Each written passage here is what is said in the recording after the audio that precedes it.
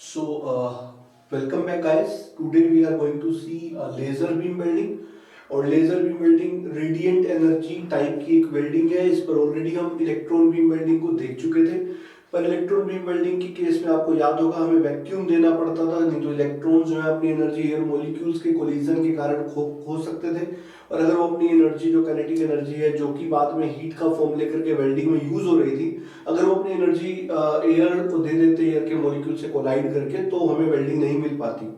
तो my dear, this is an improvement laser beam welding. अगर हम बात कर रहे हैं तो लेजर बीम वेल्डिंग में अगर हम बात करें, जनरली ये दो तरह की लेजर्स यूज होती हैं, जिसमें सबसे पहले CO2 लेजर है। CO2 लेजर में CO2 नाइट्रोजन और हीलियम 1:1:10 के रेशियो में रहती है।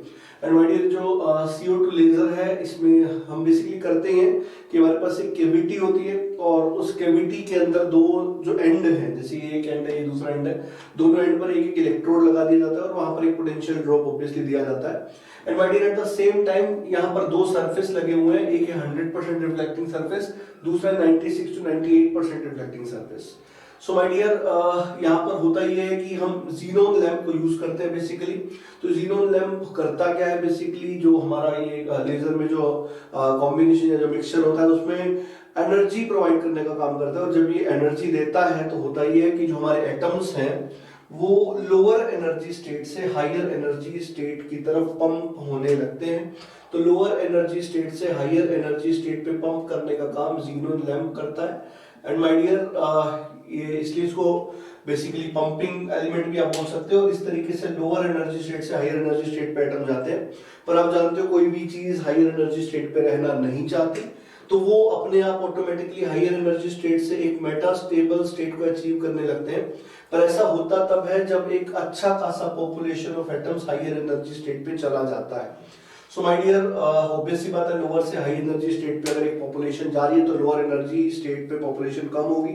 एंड माय डियर, जैसे ही एक अच्छी खासी पॉपुलेशन हायर एनर्जी स्टेट पे होने लगती है तो उनमें से कुछ एटम अपने आप एनर्जी को लूज करके मेटास्टेबल स्टेट पे आते हैं। पर जब भी यहाँ से मेटास्टेबल पे आते हैं तो ये जो एनर्जी निकलती है नॉन रेडिएटिंग टाइप होती है। उसके बाद कुछ समय के बाद, जैसे ही आप जानते हो, जैसे मैंने बोला एक अच्छी खासी पॉपुलेशन यहाँ पहुंच गई और यहाँ से अपने आप यहाँ पे आने लगी, तो इनमें से एटम्स जब लोअर एनर्जी स्टेट की तरफ मूव करते हैं तो कुछ एनर्जी के पैकेट छोड़ते हुए चलते हैं और इन एनर्जी के पैकेट जो है इनको फोटॉन्स बोलते हैं।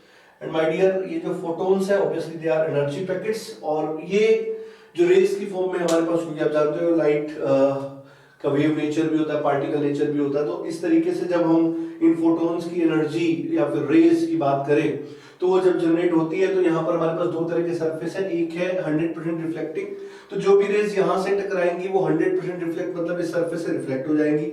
यहाँ से माय डियर 96 to 98% रिफ्लेक्शन है, मतलब ओनली 2 to 4% रेस जो होंगी वही बाहर निकल पाएंगी। और जनरली जो 2 से 4% रेस बाहर निकलती है वो एक particular, generally near to a particular wavelength पे होने के कारण दे एक्ट लाइक, जैसे हम कहते हैं कि वो सिंगल वेवलेंथ जैसा काम करती है। And my dear, monochromatic type of rays आप उसको बोल सकते हो। और जब ये रेज यहाँ से निकलती है, जो 2 से 4% रिफ्लेक्शन नहीं हो पाया, वो जो रेज बाहर निकली, ये जो रेज है ये यहाँ से इस मिरर से टकरा करके फिर हम इसको ऑप्टिकल फोकसिंग लेंस को यूज करके इन रेज को फोकस कर देते हैं एक बीम की फॉर्म में, एक लेजर की फॉर्म में। एंड माय डियर, ताकि वेल्डिंग परफॉर्म हो सके, अभी कंसंट्रेट हो जाती है वेल्डिंग एरिया में, और जब कंसंट्रेट होती है तो हमें एक डीप पेनिट्रेटेड वेल्ड मिलता है। अब यहाँ पर हमें कोई वैक्यूम क्रिएट करने की जरूरत नहीं है, ओपन एयर में वेल्डिंग हो सकती है, इसका सबसे बड़ा एडवांटेज है। So my dear, this is the advantage कि ओपन एयर में हम इस तरह की वेल्डिंग को कर सकते हैं। तो ये laser beam welding electron beam welding के ऊपर प्रेफरेबल रहती है। एंड माय डियर, जैसा मैंने आपसे बोला कि जैसे ये जो एनर्जी स्टेट्स की बात है, फोटॉन्स के फॉर्म में जब निकलती है तो इस तरीके से काम होता है लेजर बीम वेल्डिंग के अंदर। और जैसा मैंने बोला डीप पेनिट्रेटेड वेल्ड होता है, जो D/B का जो रेशियो 4:1 के बराबर होता है। और इस तरह की वेल्डिंग की जो मेजर एप्लीकेशंस रहती हैं वो जनरली एल्यूमिनियम और ferrous materials, titanium alloys, in aerospace industry and electronic industry के अंदर हम इसको यूज करते हैं। And my dear, this is once again I will say it is a kind of radiant energy welding. Electron beam welding और laser beam welding की दोनों radiant energy type की वेल्डिंग होती है। सो माय डियर, अब इस laser beam welding से पहले हम ऑलरेडी इलेक्ट्रॉन बीम वेल्डिंग पढ़ चुके हैं, तो इसका एडवांटेज भी मैंने आपको उसके ऊपर बता दिया। अब लेजर बीम वेल्डिंग कंप्लीट होने के बाद जैसे मैंने बोला ये दो सरफेसेस होते हैं और कुछ जगह पर एक पंपिंग जोन अलग से भी हम बनाना चाहे तो यहाँ पर बना सकते हैं, पंपिंग जोन को अलग से भी प्रोवाइड किया जा सकता है as an extra zone. But my dear I have made a very simple diagram just to make you understand about laser beam welding. And my dear जैसे मैंने आपसे बोला कि इस को प्रेफर किया जाता है इलेक्ट्रॉन बीम वेल्डिंग के ऊपर। और इस वेल्डिंग के बाद अब हम देखने जा रहे हैं कुछ allied processes, for example soldering, brazing, ब्रेज welding. और इनको देखने के बाद फिर हम थोड़ा सा वेल्डिंग डिफेक्ट्स की तरफ आगे बढ़ेंगे। और एक और चीज मुझे आपको बतानी है, दैट इज ड्यूटी साइकिल। उस पर भी कभी कभी न्यूमेरिकल आ सकते हैं, अभी तक आए नहीं है, वो एक अलग बात है। और ये तीनों चीज डिस्कस करने के बाद फिर हम कुछ न्यूमेरिकल्स देखेंगे। एंड माय डियर इसके बाद हमारा जो पार्ट बचेगा दैट इज मिसलेनियस, जैसा मैंने आपसे बोला था, जिसमें हम हीट फ्लो कैरेक्टरिस्टिक्स का डिस्कशन करेंगे, जिसमें हम फ्लक्सेस की टाइप्स का डिस्कशन करेंगे, जिसमें हम इलेक्ट्रोड्स के नोटेशंस का डिस्कशन करेंगे। और ये सारा वो पार्ट होगा जो जनरली एग्जाम में नहीं पूछा जाता है, but still for your knowledge, for production industrial paper अगर कोई अपीयर करना चाह रहा है, या इंजीनियरिंग सर्विसेज के पुराने क्वेश्चंस भी अगर आप सोल्व करना चाहते हैं तो उसके लिए मिसलेनियस पार्ट हेल्पफुल हो सकता है। बट रिसेंट ईयर्स में जो गेट और ईएससी का ट्रेंड है उसके लिए miscellaneous part is not at all very important, so that depends on you, but I am going to cover each and everything, and then we will be having 1 to 2 practice session on welding. And then as I told you, in today's video you will be having a contact at which you can have the notes of welding, handwritten notes। और अगर आप handwritten notes वहाँ से एक soft copy के form में ले लेंगे तो आपको नोट वोट करने में कोई प्रॉब्लम नहीं आएगी, तो आप यहाँ से जस्ट समझ करके उन नोट्स को यूज कर सकते हैं। So we are going to provide, ऐसा मैंने पहले भी बोला था आपको, तो अभी इस लेक्चर के बाद आप उसको डाउनलोड करके आपको व्हाट्सएप के through we are going to share that. And my dear after that I am also going to share the previous years question, जिसको आप सोल्व करेंगे। और सोल्व करने के बाद अगर आपको कोई डाउट्स आते हैं तो आप पूछेंगे, और अगर कुछ क्वेश्चंस एज ए डाउट बहुत सारे स्टूडेंट्स को आता है तो उसको मैं अलग से एक वीडियो के अंदर एक्सप्लेन भी कर दूंगा। सो माय डियर अब वेल्डिंग कंप्लीशन की तरफ है, बहुत ज्यादा नहीं, 2 से 3 दिन में हम वेल्डिंग को कंप्लीट कर देंगे। And then we will move to the second topic which is metal casting or metal forming we will go for. So we'll go for the next topic after the completion of welding, and I would like to suggest you कि अच्छे से practice करें। जैसे welding आपकी यहाँ पे complete होती है, जितने ज़्यादा से ज़्यादा क्वेश्चंस न्यूमेरिकल्स आप कर सकते हैं करें, क्योंकि मेजॉरिटी पार्ट न्यूमेरिकल ही रहने वाला है, पेपर चाहे गेट का हो चाहे इंजीनियरिंग सर्विसेज का। सो न्यूमेरिकल्स पे प्रैक्टिस ज़्यादा से ज़्यादा हो आपकी। और डेफिनेटली कुछ पार्ट कभी कभी थ्योरी भी आता है, तो थ्योरी हमने बहुत डिटेल में डिस्कस किया है कि वेल्डिंग मैंने आपको पूरी ओपन करके बताई है। तो हम देखते हैं इसके आगे allied processes, let us see. So guys, here we are going to discuss the allied processes, और यहाँ पर हम सोल्डरिंग, ब्रेजिंग और ब्रेज वेल्डिंग को पढ़ने वाले हैं। और सोल्डरिंग, ब्रेजिंग, ब्रेज वेल्डिंग की जब मैं बात कर रहा हूँ तो सोल्डरिंग, ब्रेजिंग ये कुछ ऐसे प्रोसेसेस हैं जहां पर माय डियर मोल्ड जो हमारे पास पेरेंट मेटल है, जो प्लेट्स है वो मेल्ट नहीं करती, फिलर मटेरियल मेल्ट करता है, इसलिए इसको सॉलिड लिक्विड स्टेट वेल्डिंग भी बोलते हैं। जैसे अब तक आपने देखा है जो लिक्विड स्टेट थी जहाँ दोनों मेल्ट कर रहे थे, या सॉलिड स्टेट थी दोनों मेल्ट नहीं कर रहे थे। यहाँ पे फिलर मटेरियल मेल्ट करेगा बट प्लेट्स मेल्ट नहीं करेंगी। And my dear in processes के अंदर सोल्डरिंग, ब्रेजिंग और ब्रेज वेल्डिंग करनी आती है। एक बार फिर मैं आपको टेबल दे रहा हूँ, तो क्वेश्चन इस टेबल से डायरेक्टली आपको दिख सकते हैं, इसलिए बहुत इंपॉर्टेंट टेबल है। और इस टेबल के थ्रू मैंने तीनों को कवर कर दिया along with applications. And my dear अगर आप ध्यान से देखें, सबसे पहला पॉइंट मैंने लिया मैक्सिमम टेम्परेचर। तो सोल्डरिंग में जो मैक्सिमम टेम्परेचर जो होता है वो 427 डिग्री सेल्सियस से कम होता है, जबकि ब्रेजिंग और ब्रेज वेल्डिंग के अंदर it is more than 427 degree Celsius. और ये जो टेम्परेचर हम सिलेक्ट करते हैं कुछ इस तरीके से होता है कि जो melting point temperature of filler material है उससे ज्यादा और प्लेट के मेल्टिंग पॉइंट टेम्परेचर से कम। सो माय डियर इस तरीके से इसको सिलेक्ट किया जाता है। और अगर मैं दूसरे शब्दों में बात करूं, क्योंकि अभी मैंने आपको मटेरियल साइंस नहीं पढ़ाई है, एलॉयज के बारे में जब हम डिस्कशन करते हैं, जो सॉलिड सॉल्यूशंस का जब डिस्कशन होता है तो वहां पर एक लिक्विडस होता है, एक सॉलिडस होता है। तो हम उस फॉर्म में भी इसको बात कर सकते हैं कि फिलर मटेरियल के लिक्विडस से टेम्परेचर ज्यादा होगा, जो प्लेट्स है उनके सॉलिडस से कम। तो इस तरीके से भी हम बात कर सकते हैं। कहने का मतलब प्लेट्स सॉलिड फॉर्म में रहेंगी और फिलर मटेरियल लिक्विड हो जाएगा। एंड माय डियर सेकंड अगर हम बात करें फिलर मटेरियल, तो फिलर मटेरियल सोल्डरिंग के अंदर जो होता है उसको सोल्डर बोलते हैं। इट इज लेड टिन का कॉम्बिनेशन होता है। और ये एप्लीकेशन टू एप्लीकेशन जो सोल्डर के ये जो कॉम्पोजिशन होगा, पीपी और एसएन का अमाउंट होगा वो चेंज होता रहता है। जैसे एक होता है सॉफ्ट सोल्डर 37 to 63 होता है, मीडियम के लिए 50-50 होता है, जो इलेक्ट्रीशियंस यूज करते हैं 58-42, और प्लम्बर जो यूज करते हैं उसमें 70-30 के रेशियो में होते हैं। तो इस तरीके से हम सोल्डर्स की बात करते हैं। अगर हम ब्रेजिंग की बात करें तो उसमें ब्रास, कॉपर प्लस जिंक को यूज करते हैं। इसके अलावा हम copper plus aluminium, copper plus silver को भी यूज कर सकते हैं। बट अगर जिन दो प्लेट्स को जोड़ना है, अगर उन दोनों के बीच गैप ज्यादा है तो सिल्वर को अवॉइड करते हैं, अदरवाइज कॉस्टली हो जाएगा। सो माय डियर, स्पेल्टर बोलते हैं जिस ब्रास को, स्पेल्टर बोलते हैं जिसको हम यूज करते हैं फिलर मटेरियल, और ब्रेस वेल्डिंग के अंदर हम जनरली ब्रोंज को यूज करते हैं। एंड माय डियर, अगर हम बात करें फ्लक्स की, तो फ्लक्स वही फंक्शन परफॉर्म करती है जो कि पहले वेल्डिंग में किया करती थी। तो यहाँ पे ZnCl2 HCl जनरली यूज करते हैं, यहाँ पे बोरेक्स और boric acid. And my dear, यहाँ पर तो एक तरह की वेल्डिंग है, तो दैट डिपेंड्स, उसके हिसाब से हम काम करते हैं। अब अगर हम बात करें मैकेनिज्म, तो यहाँ पर जो सोल्डरिंग और ब्रेजिंग है, ये जब की जाती है तो दोनों प्लेट्स जनरली ऐसे आपस में कनेक्टेड होती है, मतलब उनके बीच गैप ना के बराबर होता है, तो आपको हो सकता है दिखे ही नहीं कि गैप है, तो उनको एकदम ऐसे कांटेक्ट में ला करके किया जाता है। तो जो मोल्टन मेटल उस गैप के अंदर, या कैविटी जो छोटी सी होती है, जो फिल होती है, वो कैपिलरी एक्शन से होता है। बट माय डियर, क्योंकि इसका नाम वेल्डिंग है, ब्रेस वेल्डिंग के अंदर ये काम हम ग्रेविटी फोर्स के अंदर ही करते हैं। अब अगर बात करें थिकनेस की, तो सोल्डरिंग, क्योंकि आपको पता है कि हम लेस थिकनेस के लिए जनरली यूज करते हैं, ये इंटरमीडिएट और ये वेल्डिंग है तो ज्यादा थिकनेस के लिए यूज कर सकते हैं। वर्क पीस प्रिपरेशन, अगर थिकनेस कम है तो यहाँ कोई जरूरत नहीं, यहाँ भी नहीं है, यहाँ पे हो सकती है। स्ट्रेंथ ऑब्वियसली इसकी लेस होती है, इसकी ज्यादा होती है, इसकी ज्यादा, और डिपेंड मैंने इसलिए लिखी क्योंकि जो ब्रेस वेल्डिंग में दो प्लेट्स के बीच में जैसे हम गैप बढ़ाते हैं, तो उसका अगर हम इफेक्ट देखते हैं कि ऐसा करने से स्ट्रेंथ ऑफ द जॉइंट बढ़ेगी या क्या होगी, तो कुछ इस तरीके का कर्व हमें मिलता है। शुरू में जैसे गैप बिटवीन द वर्कपीस बढ़ाया जाता है, तो शुरू में इस जॉइंट की स्ट्रेंथ बढ़ती है, बढ़ते बढ़ते इट रीचेस टू मैक्सिमम, और उसके बाद फिर कम होने लगती है।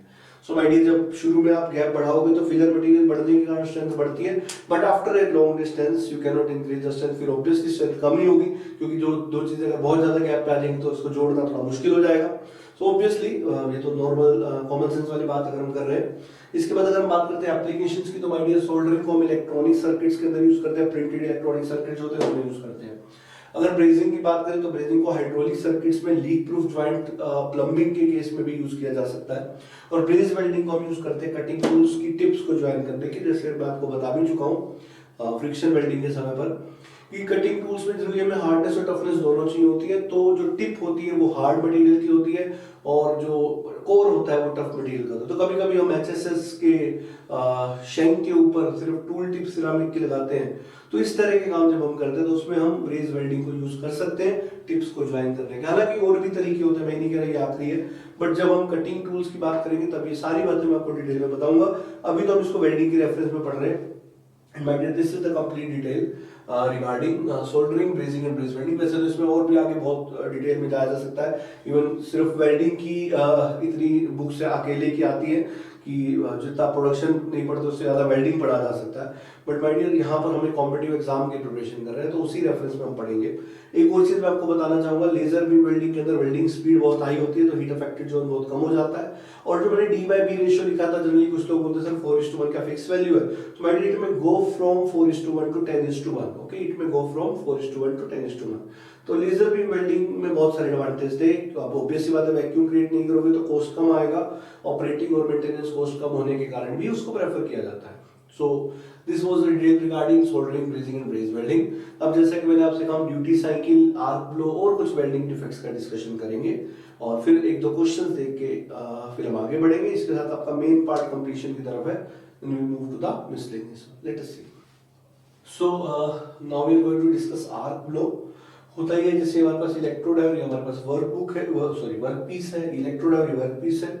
और आप जानते हो जब इन दोनों के बीच में करंट का फ्लो हम कराते हैं तो जो आर्क या स्पार्क का जनरेशन होता है इन जनरल आर्क वेल्डिंग के अंदर, तो माय डियर उस समय पर कुछ इलेक्ट्रोमैग्नेटिक फील्ड लाइंस का जनरेशन होता है इस करंट के कारण। एंड माय डियर, होता ही है कि जैसे वर्कपीस की जो स्टार्टिंग और एंड है, जब ये फ्लेम या स्पार्क स्टार्टिंग या एंड के पास पहुंचती है, जब हम वेल्डिंग कर रहे होते हैं, तो जो मैग्नेटिक फील्ड लाइंस होती हैं, क्योंकि ऑब्वियस सी बात है जब ये यहाँ स्टार्टिंग और एंड में मतलब अलोंग द लेंथ जब ऐसे वेल्ड जा रहा होगा, तो जब स्टार्टिंग और एंड की बात जब होगी तो वहां पर होता है ये जो आपका जो मैग्नेटिक फील्ड लाइंस इन दोनों के बीच में बनती है वो थोड़ी सी डिफ्लेक्ट हो जाती है। ऑब्वियस सी बात है, क्योंकि जैसे अब यहाँ वर्कपीस की स्टार्ट या वर्कपीस के एंड की अगर हम बात करें तो वहाँ कोई मटेरियल नहीं होगा, तो ऑब्वियस सी बात है कि उसके अंदर मैग्नेटिक फील्ड लाइंस जो बनेंगी, जैसे इसके अगर चारों तरफ मैग्नेटिक फील्ड लाइंस में कुछ बना दो तो जो मैग्नेटिक फील्ड लाइंस जो है एक दूसरे से डिफ्लेक्ट कर जाएंगी, डेविएट कर जाएंगी, और उस डेविएशन के कारण होता ही है जो हमारा ये आर्क है जो स्पार्क है, ये आर्क भी डेविएट होने लगता है। जैसे मैंने आपसे कहा, ये जैसे आउटर पे पहुंचा तो आर्क में डेविएट टुवर्ड्स दिस, क्योंकि यहाँ पे मटेरियल है, और जब आर्क इस साइड में डेविएट हो जाएगी तो माय डियर उससे होता ये है कि आर्क के डेविएशन से सबसे पहला प्रॉब्लम तो ये होगा कि जो कंसंट्रेटेड फ्लेम है वो कंसंट्रेटेड नहीं रहेगा। दूसरा, वहां पर चांस हो जाते हैं कि किसी एक जगह पर मोल्टन मेटल के छींटे पड़ने के, जिसको आप स्प्लैशिंग ऑफ मोल्टन मेटल भी बोलते हो, या फिर स्कैटरिंग ऑफ मोल्टन मेटल भी बोलते हो, जिसको हम स्पैटर का नाम देते हैं। तो माय डियर, स्पैटर नाम का डिफेक्ट हो सकता है अगर आर्क ब्लो हुआ तो इस आर्क ब्लो का अवॉइड करने के हमारे पास कई तरीके हैं। तो टैब इन टैब आउट, मतलब हम एक्स्ट्रा मटेरियल कुछ प्रोवाइड करते हैं स्टार्टिंग और एंड में, ताकि ये वाली सिचुएशन आए ही नहीं, और बाद में टैब इन टैब आउट एक्स्ट्रा मटेरियल को रिमूव किया जा सकता है। दूसरा तरीका है कि हम इन दोनों के बीच का गैप कम कर दें ताकि जो डेविएशन हो वो कम से कम हो। तीसरी चीज है कि हम करंट कम रखें, तो भी ऑब्वियस सी बात है, मतलब करंट कम रखने का मतलब वेल्डिंग जितने चाहिए उतना तो है ही, तो उसके अलावा मतलब थोड़ा सा अगर हम रिड्यूस कर दें तो उससे हम थोड़ा सा काम कर सकते हैं उस पर। या फिर अगर हम यहाँ पे आर्क ब्लो की बात करें तो आर्क ब्लो होने का जो नुकसान ये है कि स्पेटर नाम का डिफेक्ट आ सकता है अगर आर्क ब्लो रहेगा। अब ऑब्वियस सी बात है, ये आर्क ब्लो जो है डीसी में जब हम बात करते हैं और एसी में जब बात करते हैं, तो आर्क ब्लो की जो पॉसिबिलिटी है वो डीसी में जनरली ज्यादा रहती है और एसी में कम रहती है। और आप जानते हो स्ट्रेट पोलैरिटी में वर्कपीस को पॉजिटिव, इलेक्ट्रोड को नेगेटिव लेते हैं, और रिवर्स पोलैरिटी में इलेक्ट्रोड को पॉजिटिव और वर्कपीस को नेगेटिव लेते हैं। So my dear, this is basically arc blow. और जो आर्क ब्लो है, आर्क ब्लो रिजल्ट करता है एक डिफेक्ट में जिसको हम स्पेक्टर का नाम देते हैं। सो गाइस, अब हम देखने जा रहे हैं वेल्डिंग डिफेक्ट्स। और मैंने भी आपको बताया था आर्क ब्लो के अंदर जनरली, क्योंकि एसी में पोलैरिटी चेंज होती रहती है, तो डीसी में ज्यादा चांसेस रहते हैं जब हम बात करते हैं आर्क ब्लो के होने के। और अगर हम कुछ वेल्डिंग डिफेक्ट्स यहाँ पर देखने हैं, सबसे पहले पोरोसिटी। पोरोसिटी, जैसा कि हम पोरोसिटी या पोर्स या होल्स जनरली बोलते हैं, अगर एटमॉस्फेयर की एयर मोल्टन वर्ल्ड पूल जो है उसके अंदर थोड़े से पार्टिकल्स आ जाते हैं, तो एटमॉस्फेयर गैस के ट्रैप होने की वजह से जो डिफेक्ट आता है उसको पोरोसिटी बोलते हैं। अगर आप चाहते हो ऐसा ना हो, तो एक तो फ्लक्स या तो प्रोवाइड करें प्रॉपर, और या तो इनर्ट गैस, क्योंकि आपको पता है स्लैग एटमॉस्फेयर गैसेस से प्रोटेक्ट भी करती है, मेटल ऑक्साइड से बनाने से भी बचाएगी और पोरोसिटी से भी बचाएगी। या फिर इनर्ट गैस का एनवायरनमेंट रखें, इनर्ट गैस रिएक्ट नहीं करती, और इनर्ट गैस अगर रहेगी तो ये इस तरह के डिफेक्ट्स जनरली नहीं आते। Second is slag inclusion. अगर हम स्लैग इंक्लूजन की बात करते हैं तो इसके बारे में बात कर चुके हैं। जब हम वेल्डिंग कर रहे थे, अगर प्रॉपर करंट सेटिंग आप नहीं दोगे तो हीट कम जाएगी, हीट कम रहेगी, तो स्लैग ऊपर आए या फ्लक्स ऊपर आके कोटिंग बनाए स्लैग की, उससे पहले ही वो अंदर सॉलिडिफाई हो जाएगा, और अगर वो अंदर रहेगा तो इसी डिफेक्ट को स्लैग इंक्लूजन बोलते हैं। तो आप इसके लिए सेमी ऑटोमेटिक या ऑटोमेटिक वेल्डिंग की तरफ जा करके इस डिफेक्ट से पार पा सकते हैं, हम इसके बारे में बात कर चुके हैं। नेक्स्ट इज स्पैटर, ये आप जानते हो, this is splashing of molten metal, scattering of molten metal around the weld. उसके चारों तरफ या प्लेट के किसी पार्ट पे मोल्टन मेटल का गिर जाना, छींटे पड़ जाना, इसको स्कैटरिंग बोलते हैं, स्पैटर बोलते हैं। और अगर आप इस डिफेक्ट की बात करते हैं तो इसके बारे में भी हमने बात करी है कि सबमर्ज आर्क वेल्डिंग में जैसे अगर जो आर्क है वो फ्लक्स के थ्रू घिरा रहता है या फिर इनर्ट गैसेस के थ्रू घिरा रहता है, तो इस डिफेक्ट से भी हम बच सकते हैं। Next point is lack of fusion penetration. अगर आप हीट प्रॉपर नहीं दें तो हो सकता है कि प्लेट्स में प्रॉपर्ली मेल्टिंग ना हो पाए, या फिर फ्लक्स मटेरियल भी प्रॉपर्ली मेल्ट ना हो पाए और जल्दी सॉलिडिफाई बीच में होने लगे, तो इस तरह का लैक ऑफ फ्यूजन और कम पेनिट्रेशन, मतलब वो वाले जॉइंट्स बन सकते हैं। तो इस तरह के डिफेक्ट्स भी आते हैं कम हीट की वजह से। और अगर आप प्रॉपर वेल्डिंग स्पीड को सिलेक्ट करें तो इस चीज से बच सकते हैं, क्योंकि आप जानते हैं वेल्डिंग स्पीड एक बहुत इंपॉर्टेंट पैरामीटर है। अगर हम लास्ट में आते हैं तो इट इज वेल्ड क्रैक्स। होता ही आप जानते हो वेल्डिंग के दौरान हीटिंग भी हो रही है, कूलिंग भी हो रही है, और कभी कभी हीटिंग, जब हीटिंग और कूलिंग होती है, जैसे वेल्डिंग के दौरान हीटिंग होती है, फिर एकदम से जैसे वेल्डिंग उस जगह से हो गई तो फिर कूलिंग होती है। अगर ये वेल्डिंग और कूलिंग टेम्परेचर का बढ़ना और कम होना अनइवन सा हो या रेट्स इसके बहुत डिफर करें, तो माय डियर ऐसे केसेस के अंदर थर्मल स्ट्रेसेस डेवलप हो जाती है। अब अगर थर्मल स्ट्रेसेस डेवलप होंगी तो माय डियर, थर्मल स्ट्रेसेस के डेवलप होने पर अगर आपके ज्वाइंट की स्ट्रेंथ इस लायक है कि उस स्ट्रेस को झेल जाए तो इस तरह के डिफेक्ट्स नहीं आएंगे। पर अगर आपके ज्वाइंट की स्ट्रेंथ कम पड़ जाएगी इन आने वाली स्ट्रेसेस के सामने, तो माय डियर ऐसे केस के अंदर क्रैक्स आ सकते हैं। तो crack will become very important then. और इस डिफेक्ट्स को भी अगर हम अवॉइड करना चाहेंगे तो हमें बेसिकली कहीं ना कहीं थर्मल स्ट्रेसेस के ऊपर काम करना होगा। जैसे मैंने आपको बताया भी था कि प्री हीटिंग और पोस्ट हीटिंग, ये सारी चीजें ऑलरेडी हम डिस्कस कर चुके हैं, वो कहीं ना कहीं ऐसे समय पर इंपॉर्टेंट हो जाती है। तो ये सभी डिफेक्ट्स है। और जैसा मैंने आपको बोला, आर्क ब्लो का प्रेजेंस होना स्पेक्टर को बढ़ाता है, तो हम जनरली चाहेंगे कि आर्क ब्लो नहीं हो। और एसी यूज करोगे तो आर्क ब्लो की पॉसिबिलिटी कम होगी। डीसी में आर्क ब्लो की पॉसिबिलिटी ज्यादा है, क्योंकि डीसी में फिक्स्ड पोलैरिटीज होती है। That is the reason behind that. And my dear, अभी चीजें कंप्लीट नहीं है, बहुत कुछ अभी देखना बाकी है, बट यस, कन्वेंशनली जो आपका सिलेबस गेट और ईएससी में आज की डेट में चाहिए उसमें हम कंप्लीशन की तरफ है, पर अभी कुछ टाइप्स ऑफ न्यूमेरिकल बाकी है जो अभी हम देखेंगे, और दीज आर द डिफेक्ट्स। इसके अलावा भी कुछ चीजें हैं जो अभी हम डिस्कस करने वाले हैं, सो लेट अस सी। तो चलिए देखते हैं, बहुत ही अच्छा क्वेश्चन, और इस तरह के क्वेश्चन जो है जनरली मैं आपको बता दूं जनरली गेट में ऑब्जेक्टिव में आपको देखने को नहीं मिलेंगे, तो बट इस तरह के क्वेश्चन आपको बहुत जल्दी पेपर में आने वाले हैं। तो in future in this year और next year you will be having such kind of questions. तो एक नई तरह वेल्ड बिट ज्योमेट्री का एक क्वेश्चन है। वेल्ड बिट ज्योमेट्री मैंने आपको स्टार्टिंग में ही एक्सप्लेन कर दिया था, उसी से ये क्वेश्चन माय डियर हम देखने जा रहे हैं। और स्टेटमेंट है the profile of weld bead and fusion zone are assumed to be circular whose radius are mentioned in the figure. Find out height of weld bead, area of penetration and percentage dilution. So my dear, जो work piece है और यहाँ पर ये जो मैंने weld Beed बनाया है, इसमें पेनिट्रेशन और रेइंफोर्समेंट दोनों को सर्कल का पार्ट, मतलब सर्कुलर शेप दी गई है, दिया हुआ है ऐसा, तो उसको हम पार्ट ऑफ सर्कल कंसीडर कर सकते हैं। और अगर पार्ट ऑफ सर्कल कंसीडर कर सकते हैं तो सर्कल की रेडियस हमें ऊपर वाले की 20 mm दी और नीचे वाले की 7 mm, और आपको दिख रहा है किस तरह से सर्कल का पार्ट होगा। इस बड़े वाले सर्कल का पार्ट है रेइंफोर्समेंट, छोटे वाले सर्कल का पार्ट है penetration. But my dear obviously आपसे इसकी हाइट पूछिए तो ये होगी हाइट दोनों की, अगर वेल्ड बीट की बात करें, इनमें से इतने वाली को हम बोलेंगे हाइट ऑफ रेइंफोर्समेंट, नीचे वाली को बोलेंगे हाइट ऑफ पेनिट्रेशन। और जो height of penetration, height of reinforcement है, ऑब्वियस सी बात है कि रेडियस ऑफ दैट सर्कल से तो छोटी होने वाली है, क्योंकि जिस तरह की शेप्स आपको मेंशन है ऑब्वियस है।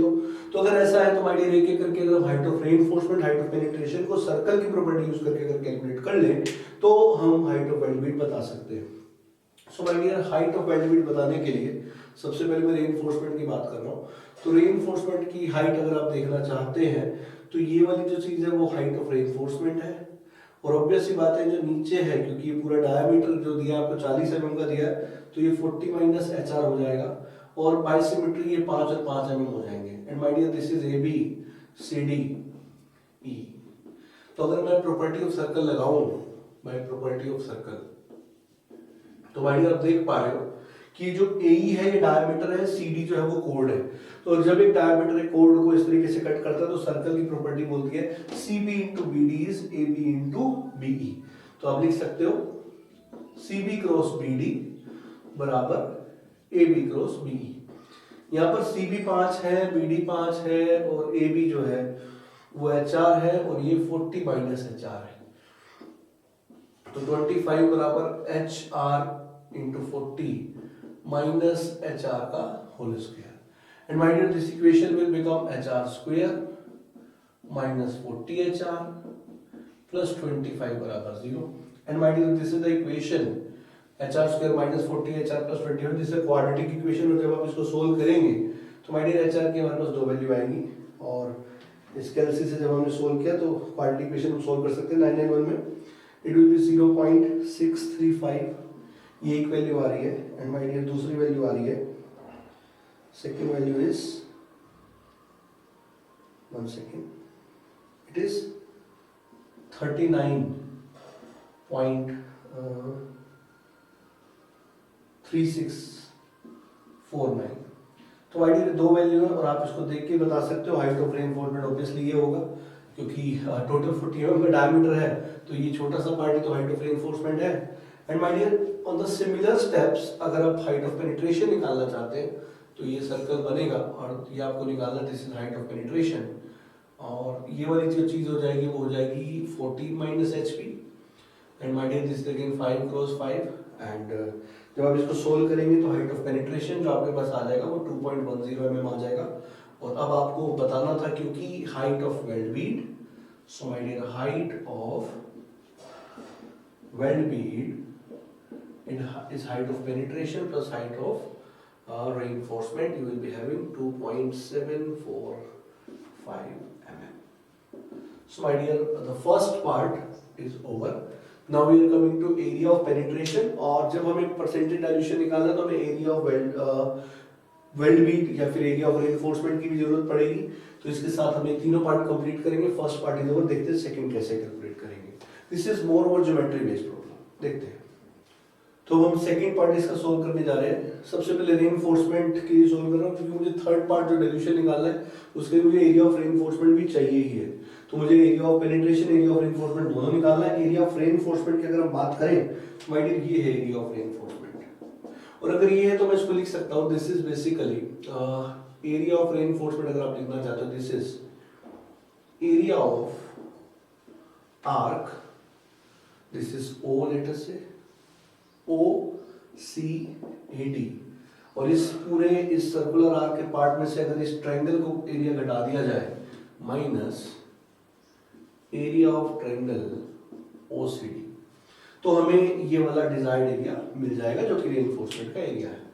सो AR is area of arc OCAD। अब एरिया ऑफ आर्क OCAD अगर हम बात कर रहे हैं तो हमें अगर पूरा एंगल पता लग जाए, इस पूरे एंगल को मैं 2 थीटा बोल रहा हूँ, तो अगर हमें पता लग जाए तो हम इस पूरे सर्कल के एरिया के एक पार्ट का एरिया बहुत आसानी से निकाल लेंगे। तो थीटा निकालने के लिए अगर आप ध्यान से देखें तो माय डियर, ये वाली जो साइड है ये 5 है, और ये वाली जो साइड है ये रेडियस जो कि आप जानते हो इस सर्कल का जो था वो 20 mm था, 20 माइनस HR है, दिस इज रेडियस। तो 20 माइनस HR, दिस इज 5, और ये जो है ये थीटा है। तो यहाँ से अगर आप थीटा निकालना चाहते हैं तो निकाल सकते हैं, as this angle is 90 degree, तो आप लिख सकते हैं tan theta is basically 5/20 minus HR। यहाँ से आपको थीटा मिल जाएगा, और एक बार ये थीटा आपके पास आ जाता है तो आप एरिया ऑफ आर्क OCAD निकाल सकते हो। और आप जानते हो पूरे सर्कल का एरिया होता है πr², और हमें पूरे सर्कल का नहीं चाहिए, हमें तो एक पार्ट का चाहिए, तो it is going to be theta in degrees divided by 360 degree. जब आप इसको पुट करोगे आपको एरिया ऑफ आर्क मिल जाएगा। अब अगर आप एरिया ऑफ ट्रायंगल की बात कर रहे हो, एरिया ऑफ ट्रायंगल तो वो होता है हाफ इनटू, आप जानते हो ये 5 और ये 5, तो 2 हो गए 10, और height is nothing but this is again 20 minus HR, and by putting you will be having this area, and subtracting you will be having area of reinforcement, and this value will be 4.25 mm²। और इसी तरीके से अगर आप area of penetration निकालोगे my dear, तो area of penetration आ जाएगा 14.46 mm², and this was the second part which was asked, and third part is percentage dilution।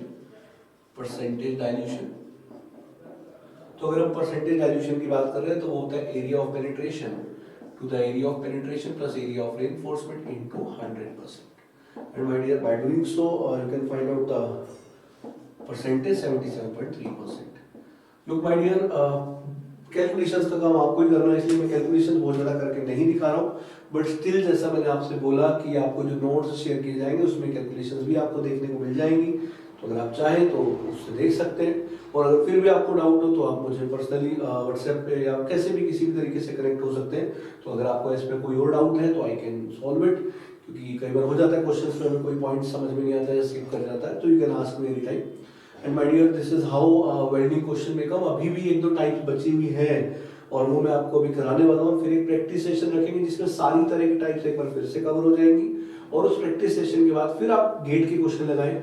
Sheet में आपसे डिस्कस करूंगा और शेयर भी करूंगा, मैकेनिकल की भी और P&I की भी, आप दोनों लगाएं। और वो लगाने के बाद फिर आपको कोई भी डाउट रह जाता है वेल्डिंग में, you can ask me, and then we will have one test also जिसमें आप अपना परफॉर्मेंस चेक कर पाएंगे कि आप किस तरीके से परफॉर्म कर पा रहे हैं।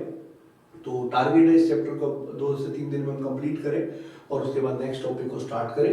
And hope you guys are getting, and if you have any kind of query you can ask me directly, and my dear keep watching those videos, क्योंकि ये सीक्वेंस से अगर आप देखते रहेंगे तो आपको बहुत बेनिफिट होने वाला है किसी भी एग्जाम के लिए। एंड इसके अलावा प्रैक्टिस भी बहुत आपको करने की जरूरत है, क्योंकि प्रीवियस ईयर्स के क्वेश्चंस जब आप करेंगे तो ऑलरेडी हर चैप्टर से 80 से 90 क्वेश्चन आपको वैसे ही मिल जाएंगे। तो अगर आप उतना भी करते हो साथ में प्रैक्टिस सेशंस का, that is going to be more than enough. So इसके आगे का पार्ट देखते हैं फिर। Hope you guys are enjoying, let us C.